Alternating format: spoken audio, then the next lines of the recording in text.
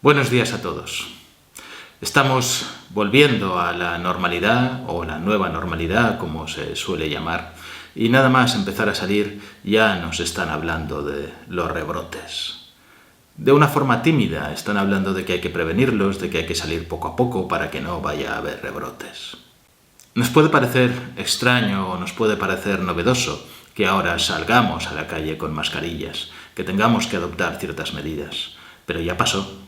Ya pasó en 1918-1920 con la gripe española. Se habla en esa época de cifras de muertos de 40 o 50 millones de personas en todo el mundo. Lo que está claro es que hubo 3 olas. La primera, la segunda que fue más mortífera que la primera y luego una tercera más pequeñita, de gripe española. Por cierto, se llama española, ¿sabéis por qué? No porque fuera española ni viniera de España, porque como estábamos en la Segunda Guerra Mundial, todos los países quisieron taparla y no decir nada para no mostrar flaqueza ante el enemigo y no desmoralizar a la población y a las tropas que estaban en guerra. Pero España estaba fuera de la Primera Guerra Mundial y sí se publicaban cosas y entonces fue tomando el nombre de gripe española, aunque no hubiera surgido en España. Se cree que surgió en Estados Unidos, en fuertes militares de Estados Unidos que luego fueron repartiendo por el mundo, por la guerra, por la Primera Guerra Mundial, fueron repartiendo por el mundo el virus. Y como habéis visto, ya todos utilizaban mascarillas. Está claro que eran otros tiempos, está claro que eran tiempos diferentes, está claro que no habían ni los medios, ni las medicinas, ni la preparación que existe hoy en día, y no volverá a pasar lo mismo, pero el virus puede tener un comportamiento muy similar a esto. De hecho, la OMS está preveyendo ya 3 escenarios. En ninguno de los 3 es que no haya rebrotes. Y el gobierno parece confiarlo todo a la suerte, parece confiarlo todo a que con una buena política preventiva esto no va a pasar, el virus no se va a ir, se va a quedar aquí, pero vamos a prevenirnos y no va a haber un rebrote. Podéis ser más o menos optimistas, podéis creer o no que habrá una segunda ola, pero yo, por si acaso, tomaría medidas para defenderse de esta segunda ola y no solamente del virus, no medidas de tipo sanitario, sino medidas financieras, medidas económicas, medidas que os ayuden a volver a pasar el segundo mal trago, porque ya hemos visto que en esta primera ola, que nos ha sorprendido a todos y también al gobierno, el gobierno no ha sido capaz de aportar soluciones económicas efectivas. Y son medidas cortoplacistas, confiando a la recuperación de la economía en poco tiempo, cuando todos sabemos que ya no va a ser así.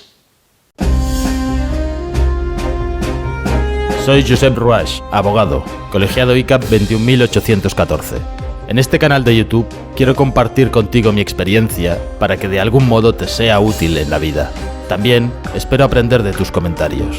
Te invito a que te unas a mí en la búsqueda de la verdad, aunque sea subjetiva, cada semana en Ruaix Legal TV. Hemos visto que el gobierno en esta primera ola ha intentado paliar la crisis del coronavirus y también ha intentado paliarla a nivel económico, pero no lo ha conseguido. El desastre está a la vuelta de la esquina, la caída del Producto Interior Bruto va a ser brutal. Algunos hablan del 15, el 20%, cuando al principio se hablaba solamente del 10%. Las empresas que se calcula que van a entrar en concurso en los próximos meses van a ser alrededor de 50.000 y eso son un montonazo de puestos de trabajo, más todos aquellos autónomos que sin quebrar se quedarán sin trabajo ninguno. Y fijaros que lo que ha estado ocurriendo es que el gobierno ha aplazado las cosas. Ha dado aplazamientos de impuestos, ha dado moratorias de 6 meses para pagar la renta de los alquileres, ha buscado que los bancos den financiaciones para financiar estas moratorias o estos tiempos, pero limitadas a 4 o a 6 meses, pero no está preveyendo qué es lo que puede pasar si viene una segunda ola. De todo esto no nos dicen nada, aunque creo firmemente que lo saben y están de acuerdo. Fijaros, nos han aplazado los impuestos 6 meses, podías pedir el aplazamiento del pago de los impuestos, que serían en el mes de abril, los hemos pagado o los vamos a pagar ahora en el mes de mayo, y algunos habrán pedido, porque no pueden, la moratoria del COVID, es decir, un aplazamiento que es de hasta 6 meses. Estos 6 meses van a vencer en octubre de este año.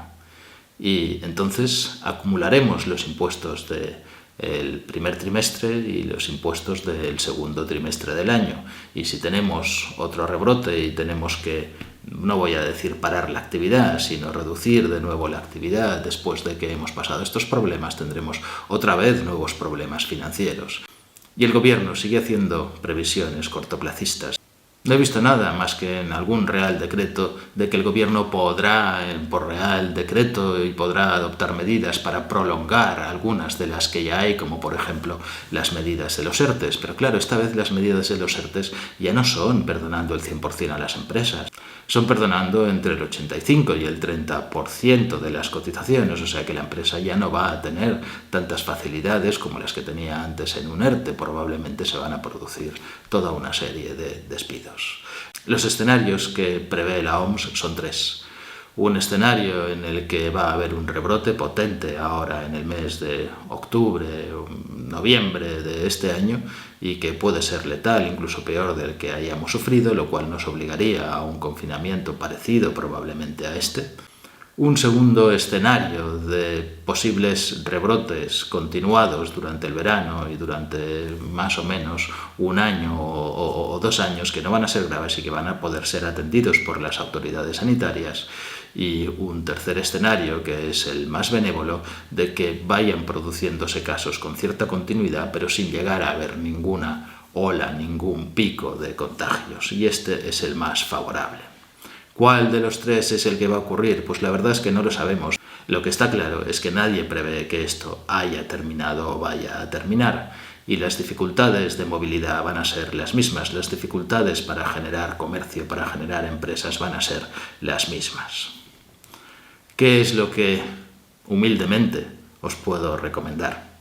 Tenéis que tener en cuenta una cosa: los recursos del gobierno no son infinitos, los recursos de Europa no son infinitos, ni siquiera han podido ponerse de acuerdo para hacer un fondo.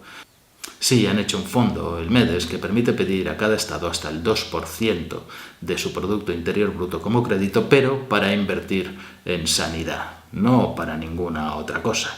Se está hablando de un fondo de 1,5 billones de euros para otras cuestiones laborales, de empresas, de ayuda, pero que va a ser difícil que se ponga de acuerdo Europa completa para este fondo. Y es bastante ilusorio pensar que va a ser una subvención a fondo perdido, sino que todo es dinero que en cualquier caso se tendrá que devolver. Quizá existan estas facilidades que permitan pagar la renta básica, igual aumentar el espectro de esta renta básica de los que no van a tener trabajo en los próximos años.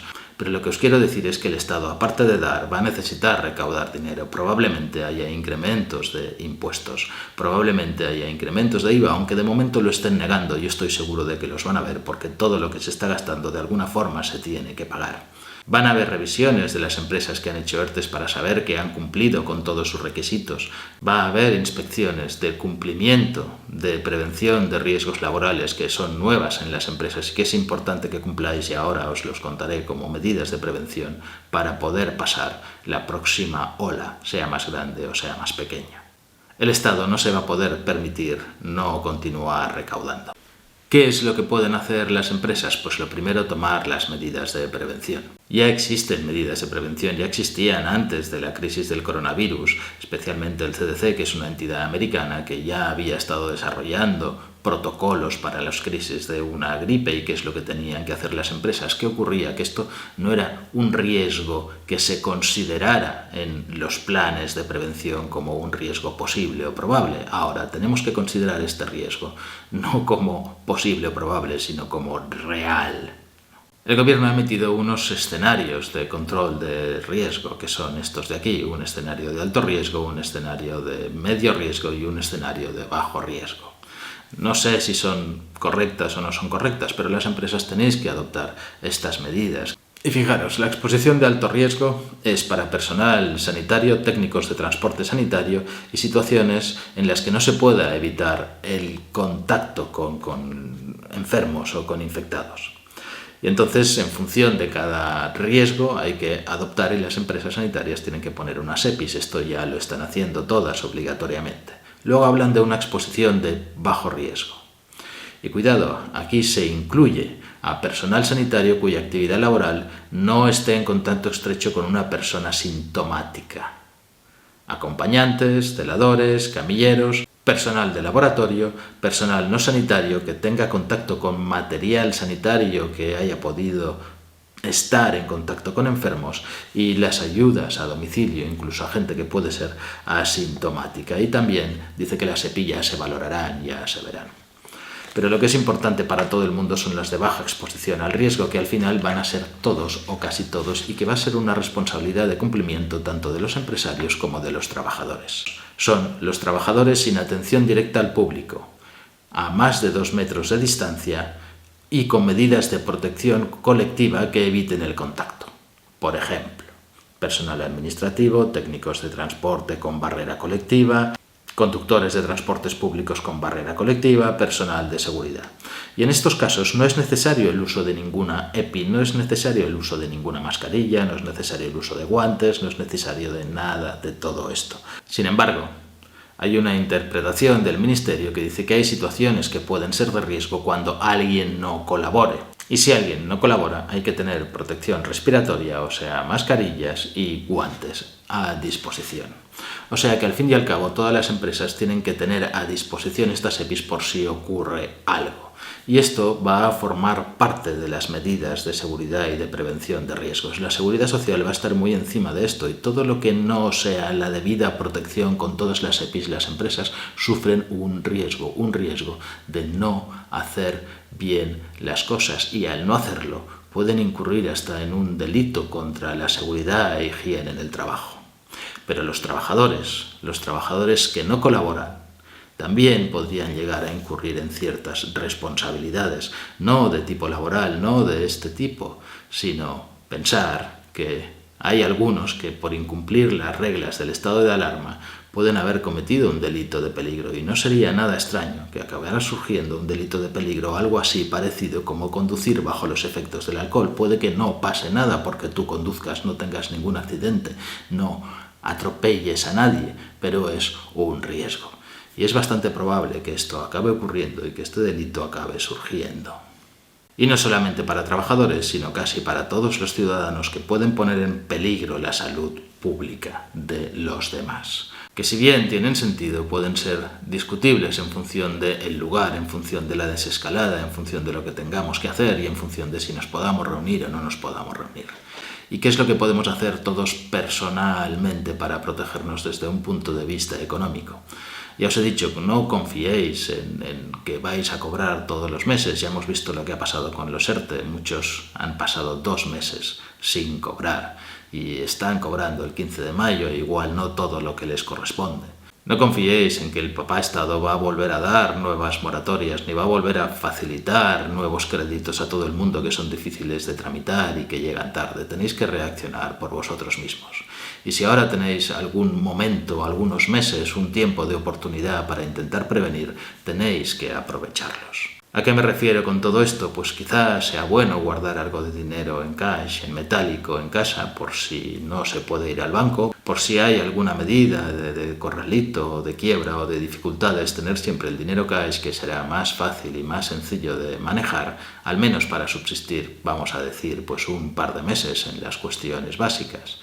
Otra de las medidas sería, pues, si tenéis algunos ahorros y sobre todo las empresas que movéis más grandes cantidades de dinero porque no estamos seguros de que la economía vaya a resistir todo esto ni de que los bancos puedan resistir terribles moratorias ni impagos en una segunda ola que pueden convertirse en más largas y que pueden convertirse en que mucha gente no pueda llegar a pagar todo lo que son sus gastos y todo lo que son sus costes. Igual es buena idea ponerlos fuera del alcance del Estado español o fuera de Europa, porque yo no estoy tan seguro ni veo tan claro que al final los bancos y los mercados financieros puedan resistir con facilidad toda esta vorágine que va a venir de probables impagados, de empresas en concurso que no puedan pagar sus créditos. cuestiones que tengan que ver con las posibilidades de pagar a los trabajadores los despidos o las indemnizaciones o los salarios en caso de que existan restricciones. Claro, todo va a ser comprensivo, pero no está de más ser cauto. No os estoy hablando de ninguna ilegalidad ni de paraísos fiscales, ni los trabajadores tenéis que verlo como que la empresa se lleva el dinero fuera. No es exactamente así. No es ningún fraude fiscal si tú ya tienes unos ahorros o un dinero, llevarlo fuera, llevarlo a cualquier otra parte. Ya habrás tributado aquí, te lo puedes llevar perfectamente y legalmente y sin realizar ningún tipo de fraude fiscal en este sentido. Hay países en Europa como pueden ser Suiza, como puede ser Noruega, como puede ser ahora Inglaterra, que están fuera del ámbito europeo y que se rigen por otra normativa específica y que no tienen por qué seguir el mismo destino que vaya a seguir Europa. Y si tenéis algo de dinero aquí en España, no tenéis esta posibilidad porque no es tan fácil a veces abrir una cuenta en el extranjero, diversificar, ponerla en más de un banco, repartir vuestros ahorros en más de un lugar por si acaso llegara a pasar algo. Porque de quien os tendréis que defender no va a ser solamente de la crisis del coronavirus, sino va a ser también de la avidez del Estado por recaudar a toda costa y recaudar a veces también sin sentido. Que ya lo está haciendo cuando necesita dinero, ya está haciendo a veces inspecciones que no tienen sentido y siempre suelen pagar los mismos. Y a nivel personal y a nivel familiar, ir pensando en buscar otras fuentes de ingresos. Por ejemplo, me parece una buena idea que si sois una pareja o sois una familia, pues que uno de los dos trate de colocarse en algún sector que sea un sector esencial, porque esos sectores esenciales van siempre a tener trabajo. Si los dos estáis, por ejemplo, trabajando en restauración o en cosas de turismo, os puede costar mucho más sobrevivir. Pero si tenéis la posibilidad de trabajar pues, en algo que tenga que ver, pues, por ejemplo, con alimentación o alimentación básica, pues entonces tendréis al menos asegurado un puesto de trabajo. Si sabéis hacer manualidades, si sabéis hacer cosas, pues intentar ir preveyendo que podéis igual obtener algunos ingresos extras, aunque sean pequeños, pues haciendo algunas manualidades, vendiéndolas a los vecinos, vendiéndolas por internet, ir trabajando un poco en estos sentidos que no son cosas que den resultado a corto plazo, pero son cosas que pueden ir ayudando a prevenir y, no sé, pensar en lo que sabéis hacer o en lo que podéis hacer, si los medios que van a estar fáciles de acceder son medios de tipo telemático, pues igual podéis preparar clases de refuerzo para alumnos que entonces no vayan a la escuela y darlas online. Si sabéis inglés, podéis dar clases de refuerzo de inglés o de matemáticas a algunos chavales más pequeños o hacer cosas de entretenimiento o de ejercicio físico que puedan hacer los chavales en su casa, porque pensar que si ocurre algo nuevo, si vuelve a haber una segunda ola, lo primero que se va a prohibir son todo lo que sean reuniones, son todo lo que sean aglomeraciones de gente, como ir a la escuela, como hacer deporte, conjuntamente en equipo, etcétera, etcétera, etcétera. No sé, un montón de cosas, pensar vosotros lo que sabéis hacer y no os quedéis de brazos cruzados, porque si os quedáis de brazos cruzados esperando que Papá Estado venga a solucionar los problemas, vais a tener un problema muchísimo mayor. Hacer lo que no está haciendo el Estado, prevenir un poco más a largo plazo y no a corto plazo todos los que podáis. Si te ha gustado el vídeo, suscríbete, dale al like, dale a la campanilla para recibir notificaciones de los nuevos vídeos y pon tus comentarios. Seguro que vuestros comentarios y vuestras ideas pueden ser útiles a todos los que las lean.